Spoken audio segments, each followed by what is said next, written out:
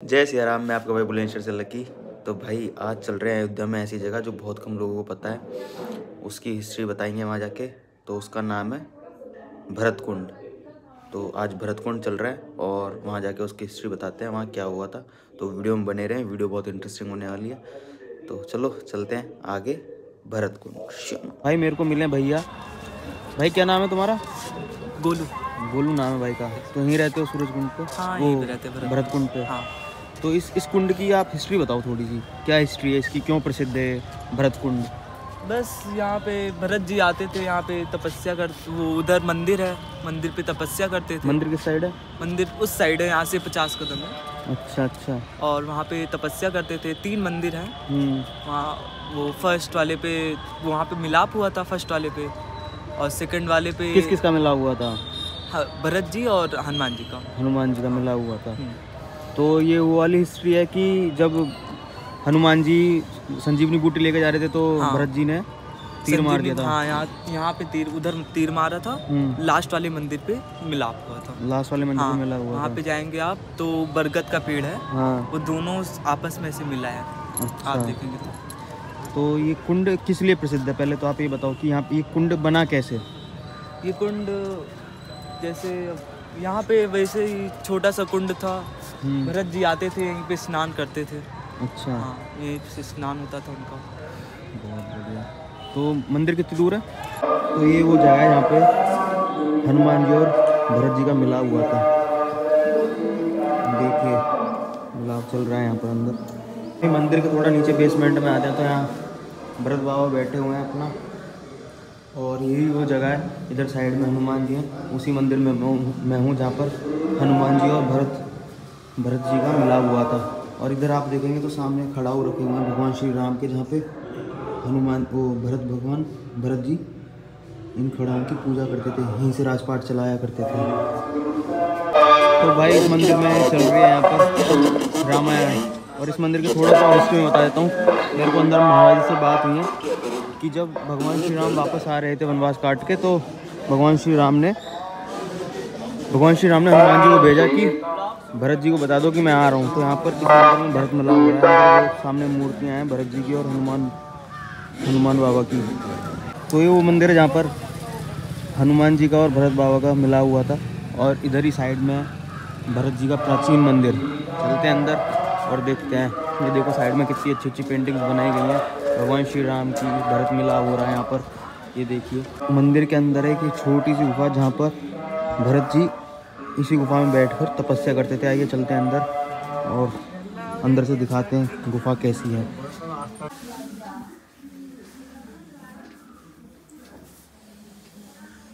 तो वो गुफा है और उस गुफा से थोड़ा सा इधर आते हैं तो आपको देखने के लिए मिलेगा श्री कल की दरबार, है ना। कल की दरबार है और साइड में हनुमान जी बैठे हैं, विराजे हैं। ये देखिए। और इधर क्या है? हैं? राम जी और भरत मिलाप की तस्वीर, यहाँ पे मूर्ति बनाई गई है। राम जी का और भरत जी का मिलाप हो रहा है ना। ये देखिए आप। तो ये है। और ये कुछ अंदर कुछ इस तरह से पेंटिंग्स बनाई गई हैं। ये क्या है? ये भरत जी बैठे हुए हैं। ये देखिए अंदर बैठे हुए हैं भरत जी। ये भरत मिलाप की कुछ इस तरह से पेंटिंग आपको देखने के लिए मिलेगी। यही वो जगह है जहाँ पर भरत जी ने हनुमान जी को बाण मारा था कि ये कौन राक्षस इतना बड़ा जा रहा है ऊपर से। तो इसी जगह बाण मारा था, उस कुंड पे ही मारा था ना। वो जो बाहर आपने कुंड देखा वहीं पे बाण मारा था, वहीं हनुमान जी गिरे थे आकर, तो वहाँ गड्ढा हो गया था। तब से वो कुंड है उसी कुंड में। और उसी कुंड में भरत जी स्नान किया करते थे और इस गुफा में आके तपस्या करते थे। ये देखिए अंदर कुछ इस तरह से पेंटिंग की गई हैं। ये भरत जी अपना कुछ कर रहे हैं यहाँ पर। और ये भरत जी भगवान राम और माता सीता के पास आए खड़ाऊ लेकर। ये देखिए। तो भाई यहाँ पर 3 मंदिर है भरत कुंड में। एक जहाँ पर भरत मिलाप हो रहा है वो, दूसरा यहाँ पर क्या है? इस वाले मंदिर में क्या है भाई? ये प्राचीन मंदिर है यहाँ। भरत जी का प्राचीन मंदिर है। जहाँ पर भरत जी ने तपस्या की थी। जहाँ पर भरत जी ने तपस्या करते थे, उस कुंड से आते थे, यहाँ तपस्या करते थे। और अंदर एक तीसरा मंदिर और है, अभी हम उस साइड जा रहे हैं, अभी आपको दिखाते हैं उधर है क्या। इस मंदिर का नाम है राम जानकी, श्री राम जानकी मंदिर। यहाँ पे 14 वर्ष वो होता है, सीताराम जाप होता है 14 वर्ष सीताराम जाप होता है 14 वर्ष तक। हाँ। फिर जब 14 वर्ष कंप्लीट हो जाते हैं उसके बाद भंडारा होगा विशाल। अच्छा, फिर उसके बाद विशाल भंडारा।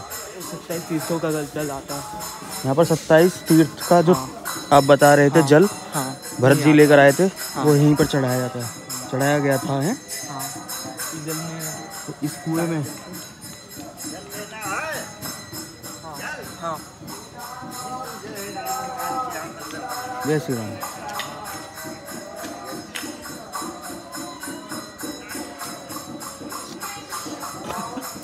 बाबा जी ये किस प्रकार का जल है, आप बताएंगे?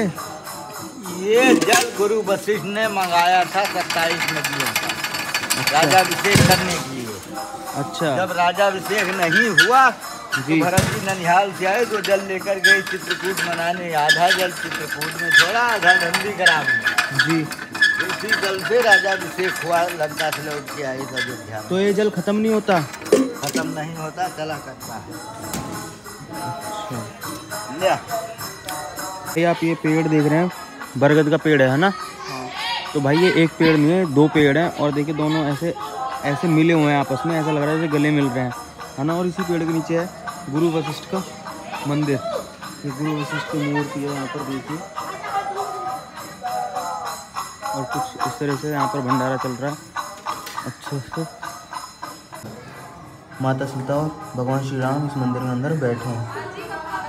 इनकी मूर्तियाँ आपको देखने के लिए मिल रही हैं। सर ने उनको दिया था वो महल, उन्होंने सौंप दिया अपना। ये बहू को मुजफ्फरपुर में मैं अपना महल देती हूँ। तो स्मिता ने सोचा कि ना हमारे पास महल है ना हार है, हम मैं क्या दें। तो उन्होंने अपने मन से संकल्प कर दिया कि जाइए मैं अपना पुत्र ही राम को पुत्र के रूप में दे। क्या बात।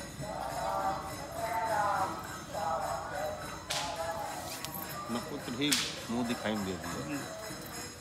पिता राम वैदेही माता, तुम्हारा यहाँ कोई काम नहीं। अवध कहाँ जा राम निवासी। उस दिन से उनके माता पिता हो गए वो। इसलिए जब नामकरण हुआ है तो चारों के कर्मबद्ध से उनको लिटाया था। तो लिटाया तो लखन जी रोने लगे। तो ये हुआ कि भाई रो रहे हैं, उनको क्या हो गया। तो बड़ा उनका उपचार हुआ, कुछ हुआ, मतलब कोई उनका उपाय नहीं हुआ।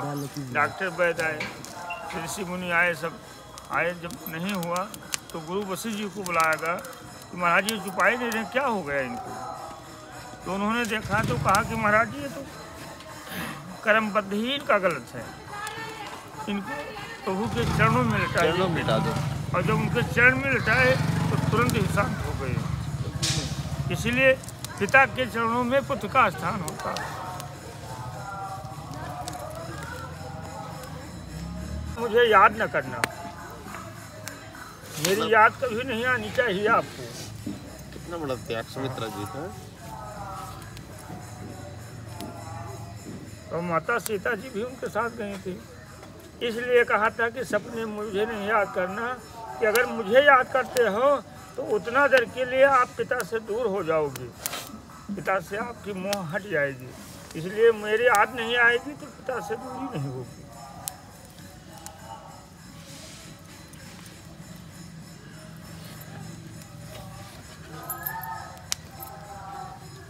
इसी तरह जब भगवान केवट के पास पहुँचे हैं तो मैं सबको उभरे, तो उसने भी जब यही प्रश्न किया, वो नहीं मानने को तैयार हुआ। तो लखन जी ने कहा कि भैया आपके कैसे भगत हैं, आप कहते हो कि हमारे बहुत भगत हैं, अब आपकी कोई बात ही नहीं मानने को तैयार हैं। जिसको कहते हो वही नहीं मानता है। न केवट माना था, न सुमत मानने को तैयार थे।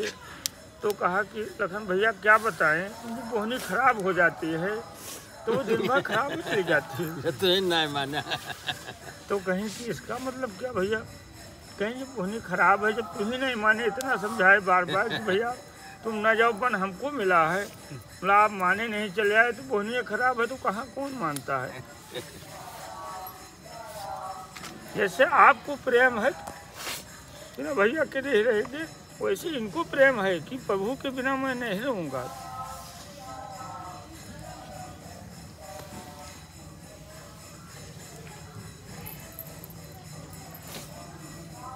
तो इसी तरह बहुत घटनाएं हैं उनकी, और उसको करने में बहुत टाइम लग जाएगा बहुत।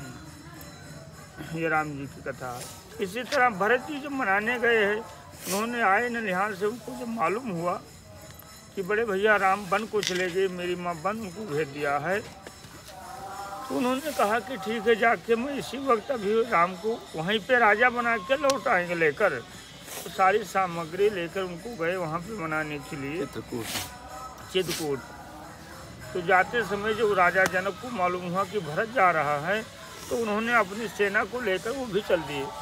उनको ये संशय हुआ कहीं ऐसा तो नहीं राजा भरत जी बन गए, उनको मत हो गया हो, और सोचे हुए कि बड़े भैया को ही जंगल में क्यों न समाप्त कर दिया जाए कि आगे चल के फिर कोई दिक्कत ना आए राजा में। मतलब भरत जी को तो प्रेम का ही मत था, धन का मत नहीं था।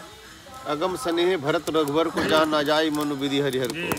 तो इसी तरह जब वहाँ गए भरद्वाज मुनि के यहाँ, तो राम गए हैं तो उनके लिए कोई व्यवस्था नहीं किया। वो एक संत गए थे, संत के भाव से उन्होंने देखा, संत के भाव से उनकी सेवा किया। जो जहाँ था वैसी घास फूस उनके लिए बिछा दिया, जो बिस्तर था वो दे दिया, अपना चद्दर कम्बल वो अपनी रात को उसी तरह गुजारे वो वृक्ष के नीचे और राम जी के लिए। और जब भरत जी गए तो वहाँ पे उन्होंने देखा, बताया कि बड़े भैया आपके राम यहीं पे लेटे थे। तो उन्होंने बार बार प्रणाम किया कि जो मखमल में रहने वाले, मखमल में चलने वाले, आज वो कंकड़ में चलते हैं, खरफूल पे लेटते हैं।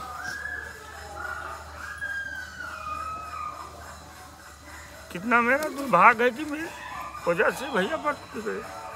एक ऐसे कैरेक्टर जिनका कोई दोष नहीं है, लेकिन पश्चाताप कितना उनके।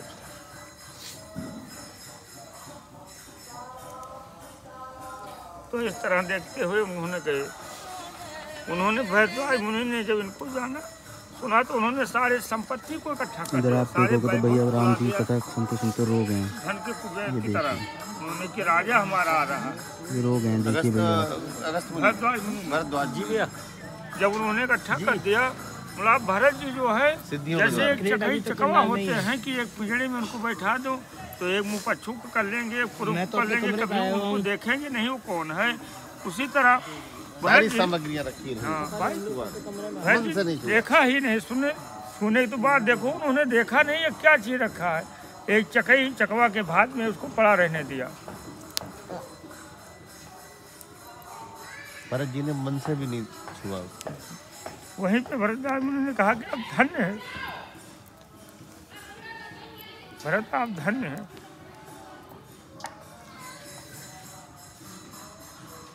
तो इधर से भरत जी पहुंचे, उधर से राजा जनक अपनी सेना को लेकर पहुंचे।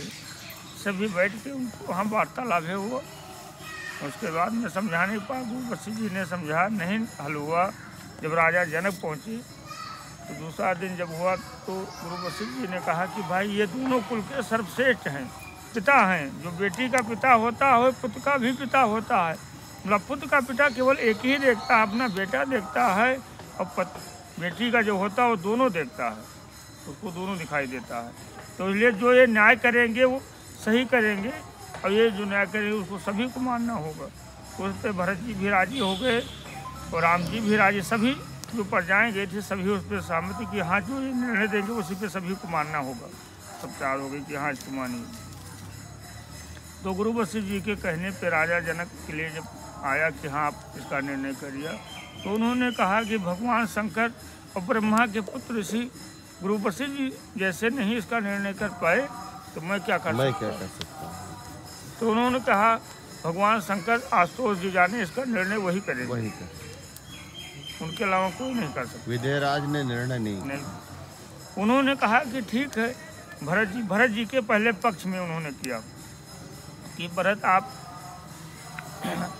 जो राम जी को मनाने के लिए आए, अगर आप इनको लेकर जाना चाहते हैं तो आप इनके चरणों में बैठ के इनसे पूछिए, और इनके प्रसन्नता के लिए कि जिसमें वो प्रसन्न हो उस कार्य को करिए कि उससे राम जी वन को वापस राज को चले जाएँ, वन को त्याग करके। तो भरत जी ने कहा कि ठीक है। भरत जी ने उनके चरणों में जाके अपना सिर नवाया, बैठे, कहा भैया आप जिसमें प्रसन्न हूँ मैं उसको करने के लिए तैयार हैं। आप कहें तो 14 वर्ष नहीं, मैं पूरा आजीवन ही वन में रहेंगे। बोला आप वन को त्याग करके अयोध्या चले जाइए। तो राम ने कहा कि ठीक है भरत, आपने जो कहा वो सत्य है। बोला क्या आपका मेरा कर्तव्य यही है कि एक पिता ने आपने 4 पुत्र के रहते हुए एक वचन को दिया, वो 4 पुत्र उसके एक वचन को नहीं निभा पाए, धन के मोह में अपने पिता के वचन को त्याग करके राजभोग चले आए। अगर आप ऐसा ही चाहते हैं, मुझे कलंकित देखना चाहते हैं, तो आपके कहने से मैं इसी वक्त वन त्याग कर अयोध्या चले चलते हैं। बोला एक मैं कायर की बात रहूँगा, जिसे कायर होता है, कोई कलंक लग जाता है रहता है, उसी कलंक की तरह मैं जीऊँगा, कोई मेरे अस्तित्व नहीं रहेगी। राम जी 14 वर्ष के लिए चले गए थे वनवास, तो भरत जी भी 14 वर्ष का वनवास एक तरह से काटे थे इसी स्थान पर। मतलब यहीं से अपना राजपाट चलाते थे, महल में नहीं जाते थे, यहीं पर जैसा आपने देखा उसी कुंड में नहाते थे, वहाँ पर तपस्या करते थे।